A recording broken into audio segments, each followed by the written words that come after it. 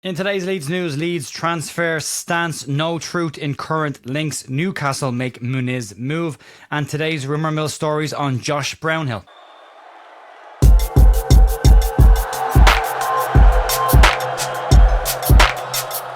Morning folks, welcome back to The View for Thursday morning the 31st of July with your Leeds United news. Hope you're all having a really good week so far. Before we dive into the news, I did just want to do a quick shout out to John Redmond, who's been a long time follower of this channel. I've met John a couple of times and John is currently battling with some health issues, so we are sending our best wishes to John. Keep fighting, John, we're all behind you, and I hope you're doing okay today, and please reach out and let me know. I wouldn't mind popping up and see how you're getting on. But yeah, just the best wishes to John at the moment. He's going through a pretty tough time. So, long-time Leeds fan, fanatic Leeds fan, has always supported this channel. As I say, I've met him a couple of occasions and John's always been brilliant to me. So, thoughts with you, John. Keep pushing forward, mate. We'll start today's news and we'll get into it. There's not a huge amount of stories, but there is some explanations as to what's going on around the place right now. We'll start off with Leeds United's transfer stance. And in a piece in the YEP today, Graham Smith explains what happened with the Igor Pajot situation, but also where Leeds United sit at the moment with their transfer priorities and post missing out on one of their marquee targets. Ultimately, Pajot has chosen Champions League football over the Premier League, and that was despite Leeds United's best efforts. Lucas Perry spoke to him.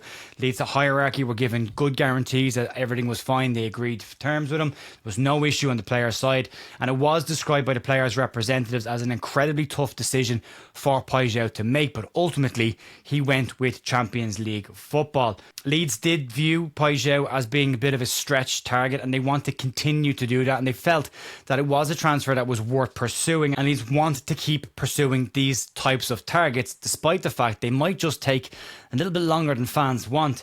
So what now, and where are Leeds at with the current transfer situation? Well, Leeds insist that they won't let emotion or panic take over after missing out on Pajot, and instead will go back to their trusted process that they've used so far this window, and will continue to present new targets to Daniel Farke once they understand those players are available and are keen on the Leeds United project.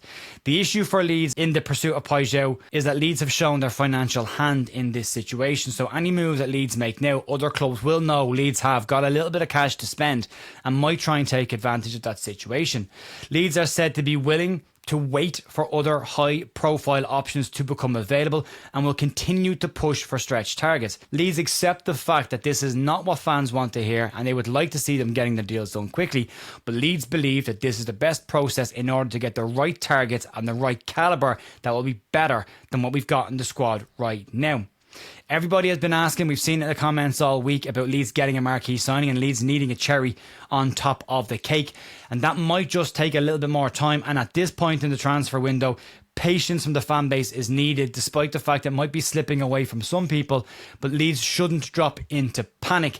Leeds' business so far this summer has been really strong. It's been calculated and it's been logical, and they won't change that approach at this point in the window, and we'll have to trust the process a little bit.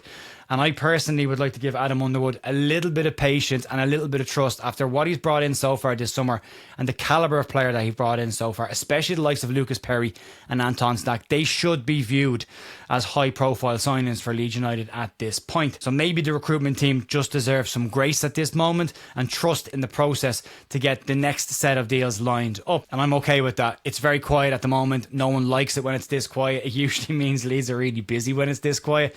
But I'm of the opinion right now of I don't like the silence. Most of us won't. But I trust the process so far. What they've done so far this summer, I'm okay with them continuing to follow that process. It's brought in really good players for decent fees so far. They've kept the chunk of the money for the two very important positions of either creative wide player or a 10, depending on the system they decide to play, and a number 9. So right now, I'm okay with it. I trust the process. We'll see where we go in the next week. But we did say after Anton Stack came in, it was likely to get very quiet for a period of time while Leeds pivoted to focus on getting these bigger targets that will likely have far more competition in them and be tougher deals to get done, and trying to convince clubs to sell players that aren't currently for sale. With that in mind, let's move on and talk about the links that have popped up over the last couple of days. And over the past few days, Leeds have been inevitably linked with every single winger who is available or whose agent is trying to orchestrate a move and get their player in the shop window. Fiorentina's Ricardo Sotil, Ajax winger Mika Goetz and Jota Silva from Nottingham Forest have all been linked with the moves to Leeds United so far this week. According to Graham Smith, Smith in the YEP. He says that reports of interest in these players from Leeds are said to be wide of the mark, and at this moment in time Leeds are not expecting any new wingers to arrive at Thorpe Arch imminently, and Leeds have not approached or looked for any of the named wingers so far. Leeds say their thinking all along has been to give the entire spine a stronger look for next season, and Leeds believe that they've done that so far. A new goalkeeper, 2 new centre-backs, 2 central mids, a left-back have all been brought in and have been good quality signings so far and should be viewed as a decent summer so far. In the wide areas, Leeds currently have Dan James, Willie Gnonto, Larry Ramazani and Jack Harrison is still there currently. And Brendan Aronson operated on the right wing against Paderborn recently in that 4-3-3 system that Leeds have been trying out. Leeds won't be bringing in wingers of equal or less than the current standard they've got on the side, and are looking to bring in players that will improve the overall squad. Leeds' focus is still on a number 9 in this window and will only add players who improve the overall squad and those specific positions, hence the option to go for stretch targets. Leeds want a winger in this window, but one that improves the side and not just one that fills a spot into next season. Leeds are definitely looking to try and improve these areas of the park if they can. They've got decent options there. Dan James and Willie Gnonto and Larry Ramazani, especially for a game against Everton, I think are fine. No issues there at all. You would like one more really creative player, but again, as I say, we might just have to be a little bit patient and wait for that one. But let's move on and talk about one of Leeds' striking targets that has the other interest in the window now. Leeds have been credited numerous times over the course of this summer with interest in Fulham striker Rodrigo Muniz, and Fulham have consistently insisted that the striker is not for sale, but that hasn't stopped another Premier League club starting to make moves for Muniz. Newcastle striker Alexander Isak is Liverpool's primary striking target this summer. They're moving closer and closer to getting a deal done for him, and Fulham are currently looking to bring in an additional striker, and that at that point may mean that Muniz is freed up to move away from the club.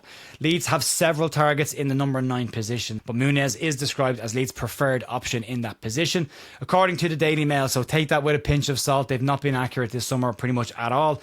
They claim that Newcastle have made inquiries about Muniz at this point. Leeds had a relatively low bid for Muniz rejected early in the transfer window, and Leeds could still be willing to pay the increased higher fee that Fulham are said to be looking, that's in and around the £40 million bracket.